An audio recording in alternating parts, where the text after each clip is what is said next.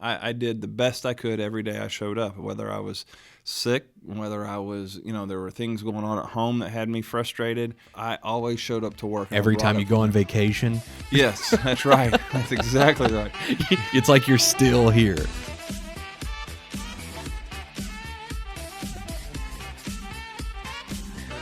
Hello, everyone.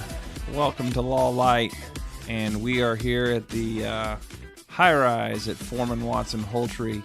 Excited to bring you another episode of Done Lite. I'm here with PJ. Hey, what's up?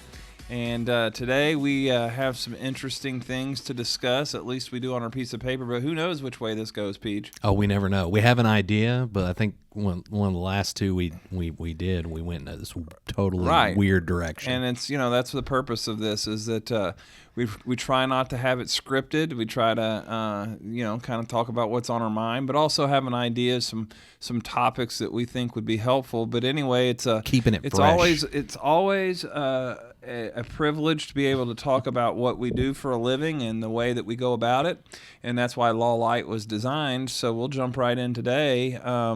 Got some big things happening in 2020. We do. Right? And huge. So from a marketing standpoint, the law firm here, Foreman Watson Holtrey, we try to develop slogans that directly reflect what our vision is for our clients and for the firm and for our staff.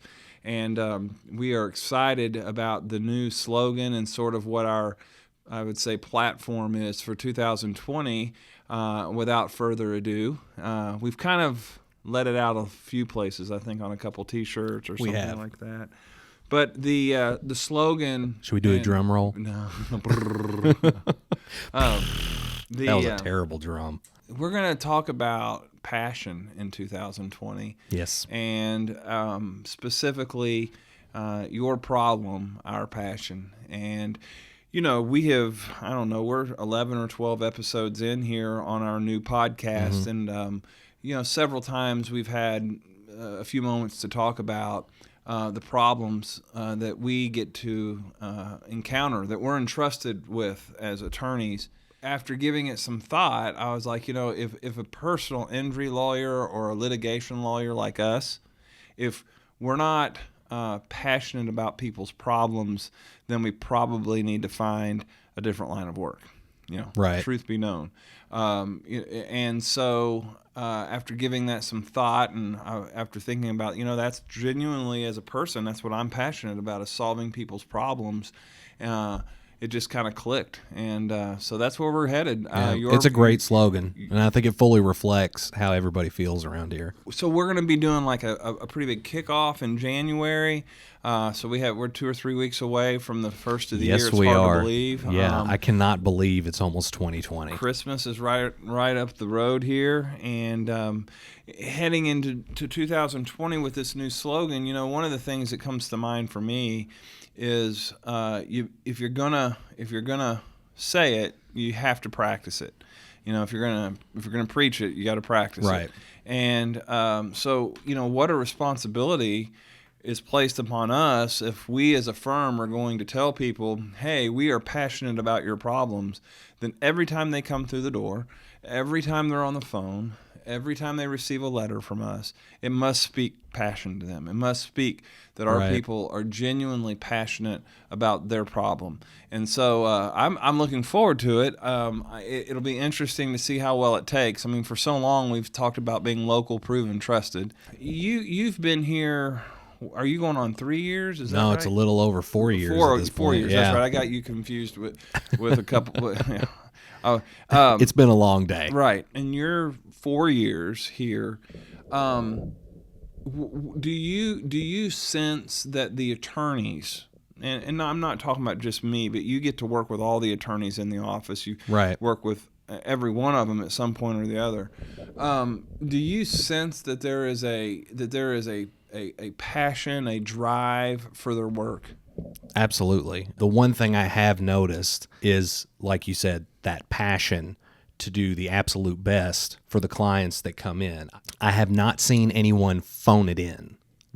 You all are consistently looking for better ways, more effective ways to get the best outcome for the individuals Right. who come here. And you're consistently learning new things yourselves, even having done it for so long. You're researching, so it's consistently something new.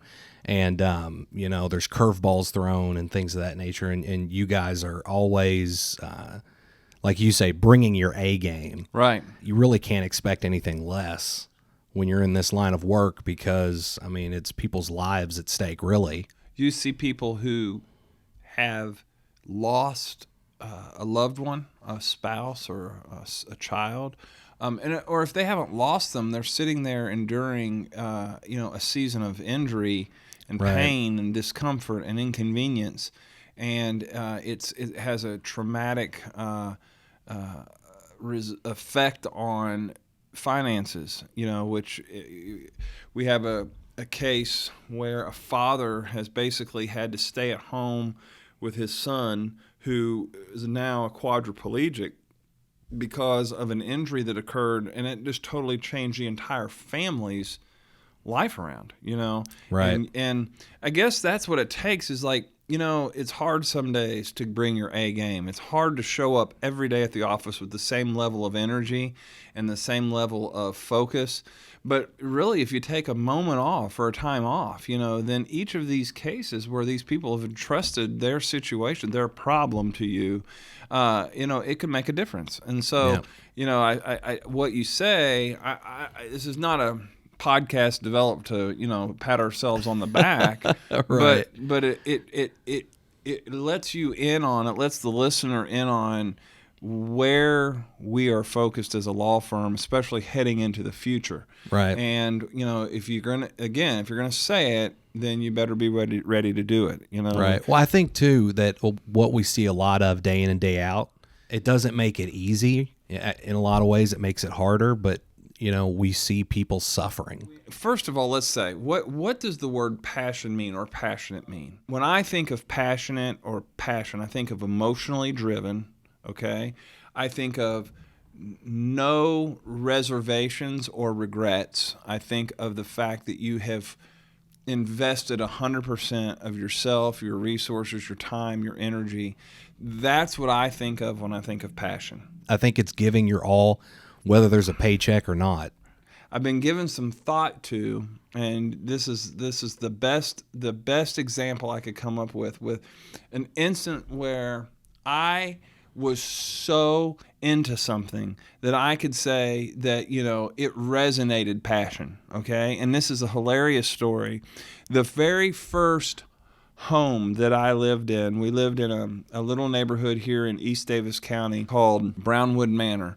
And Brownwood Manor, we had this little gray house, and it had a front porch that was sort of elevated up, okay? You walked up 4 or 5 steps up to this porch, Okay. to the front door, okay? When they built the house, they planted some spruce trees, like some pine bushes, okay? And they were trees, but they kind of shaped them to where they would just top off at the top of the porch, so that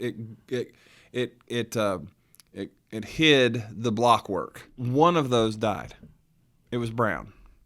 And so I needed to remove it, okay? So I one day decide I'm going to remove the one bad bush out of this line of bushes in front of my house.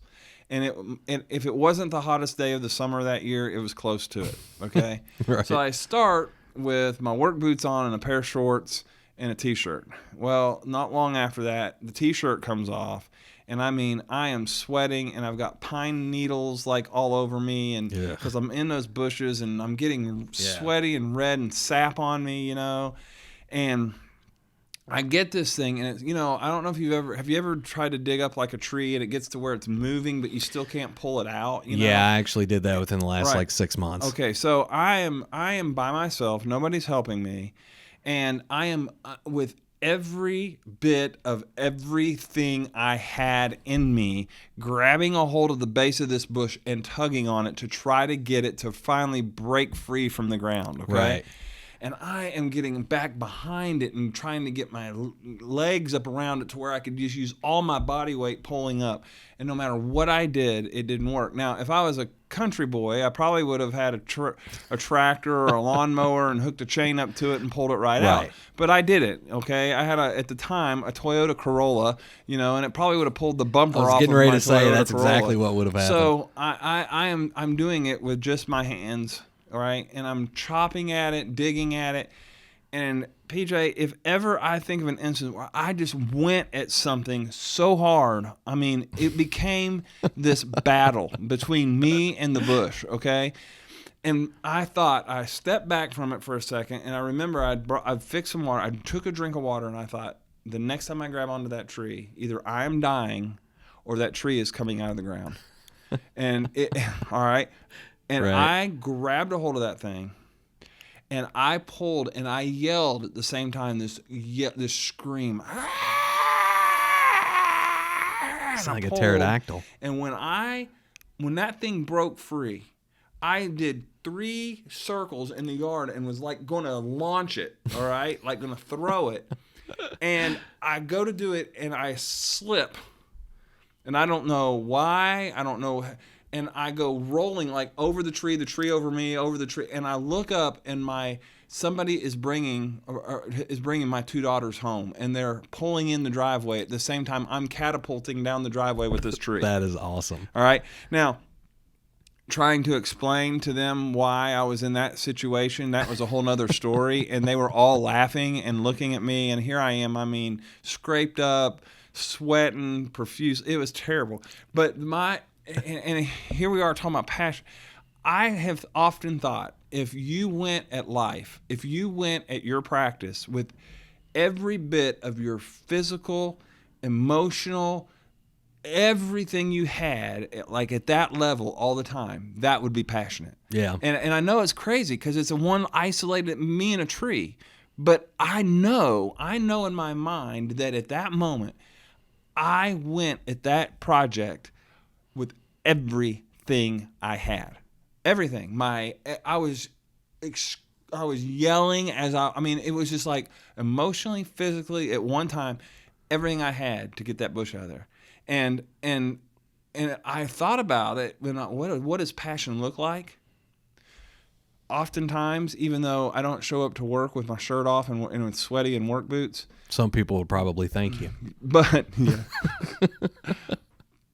But it's with that zeal, with that vigor, with that attitude, that if we're going to say your problem is our passion, then each case, each phone call, each brief, each letter, each encounter with a client gets that type of focus and attention. Like I said, here recently, this was within the last 6 months, I had to pull a stump up as well. And it was for one of those smaller like pine trees. And it was awful. It was awful. And you really do. You have to put tons of conviction into every move you make to pull this thing out of the ground. It is not easy. But I think it's, there's a purpose behind it. And there's a, there's a resolution that is greater at the end of the day, being that, your yard looks better. Right. So you do put everything you possibly can into it to make sure that resolution is exactly right. And that's exactly right. I mean, when you pulled up into that driveway before that tree came out of there, it was obvious there was 5 beautiful green evergreens, and then there was a dead brown one, right. And it needed to be removed. And our cases are the same way. Our cases there are warts on every case. There are no perfect cases. There are no perfect clients. There is no perfect set of facts. We have to attack. We have to investigate. We have to ask the difficult questions, have those difficult conversations with our clients, and each day show up and be ready to do it again to make the case ultimately the best it can be, just like we're trying to make your yard look the best it can be. And so, yeah, it's a funny little story about me, but the reality is if I didn't address that problem, nobody would have, right? And it's the same way in our cases. Yeah. If I don't come with that focus, then I can't expect you, when you're working on video presentations to have that same focus and that energy and that passion. I can't expect Kelly and Amy and Davin and Tyler and right on down we cannot. And so when we get onto our promotional materials and we're here on the podcast, or people hear us on the radio and they hear us say, your problem genuinely is my passion, that means something. Right. It does. And so, when we look at the way we're going to use that, it's going to be on T-shirts. It's going to be on radio announcements. We're going to have it on social media, right? Starting in January, we have a whole month full of letting people know about problem and passion. Yep. And so I'm looking forward to, 2020 and letting people see what passion means when it comes to the practice of law. Yeah. Well, I think you used a really great word a few minutes ago. You said zeal. It takes a lot of zeal. When people come to us, a lot of times they are looking for closure of some kind. And unfortunately, there's not always the perfect kind of closure that they might be looking for, but there's always a positive, like I said, a resolution to their problem. And that's because of the amount of zeal and conviction that you guys, the whole team, puts into what it takes to get that type of resolution for our clients. Right. Well, it's exciting to be a part of something like that. Absolutely.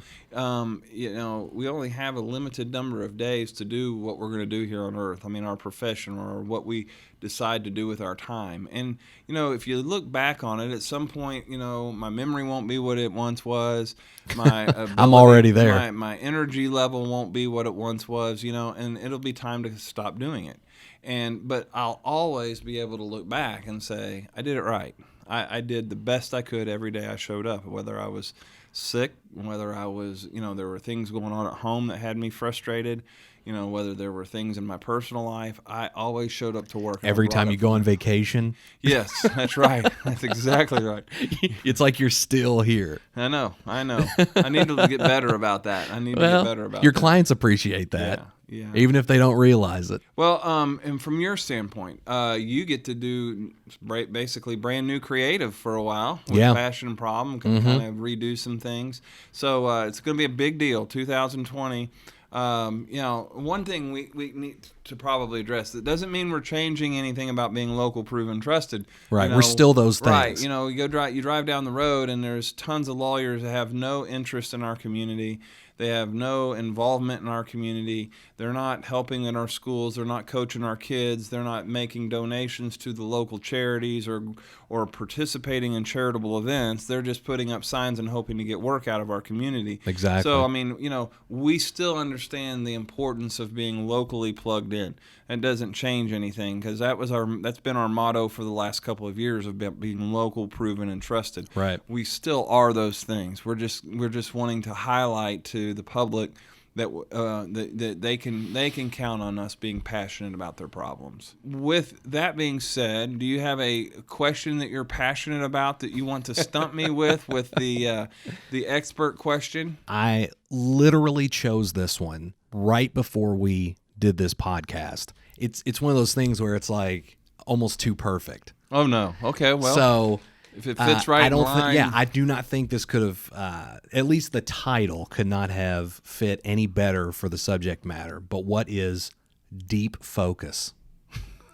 Is it when there's something? This comes to filming. It's actually like a visual thing. Correct. When you pan in on something past what was the point of reference in the picture and pick up something back behind it, and it blurs everything out in front. Well, that would be rack focus. Rack focus. So you got the focus part right. But so deep focus is, and you see it a lot more. It's a technique that got used a lot in the 80s. Okay.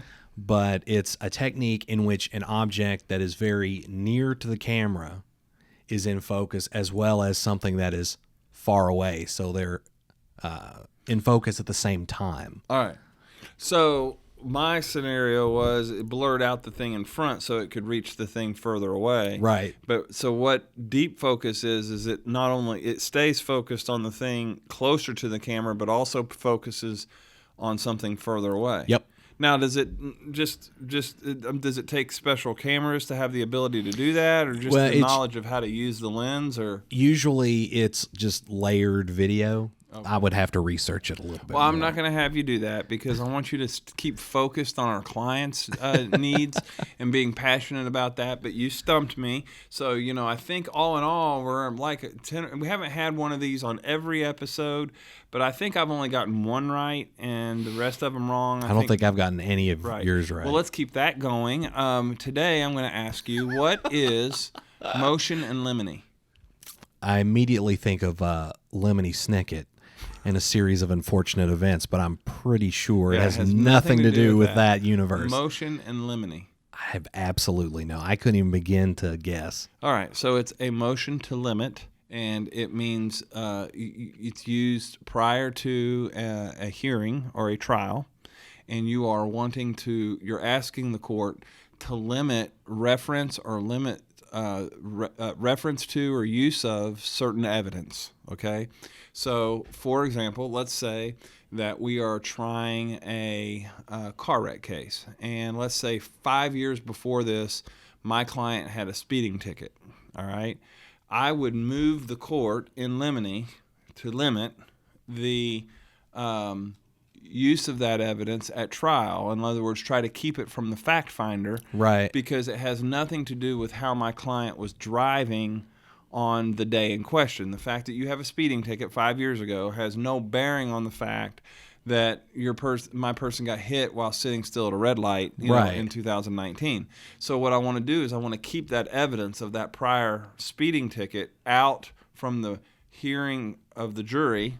Okay, and so I asked the court in limine, in a written motion, to limit the jury from hearing that. And so prior to most trials, the court will have a pretrial conference where it will entertain both sides' motion and limines, and that's the parties are trying to limit the body of evidence that the jury will be able to hear. Right. And what's that last word? Limine? Limine, limine. Why can't you guys just use English Yeah, words? well, it's not English. I know. I believe it's Latin. But anyhow, it's a very active practice. It's done in every case that gets set for trial. Right. You limit the Okay. And so it's motion and limine practice. So Well, cool. there you go. Learn something new every day. Hey, listen, this has been Law Lite, brought to you by Foreman Watson Holtrey. Today, kind of getting excited about, looking forward to our entire marketing ploy and motto for 2020, Your Problem, Our Passion. And we're excited about as we head off into 2020 with that being the responsibility that we have every day to bring it. So stay tuned for future episodes of Law Lite, brought to you by Foreman Watson Holtrey, 530 Frederick Street. It's a high-rise white tower. We're out of here.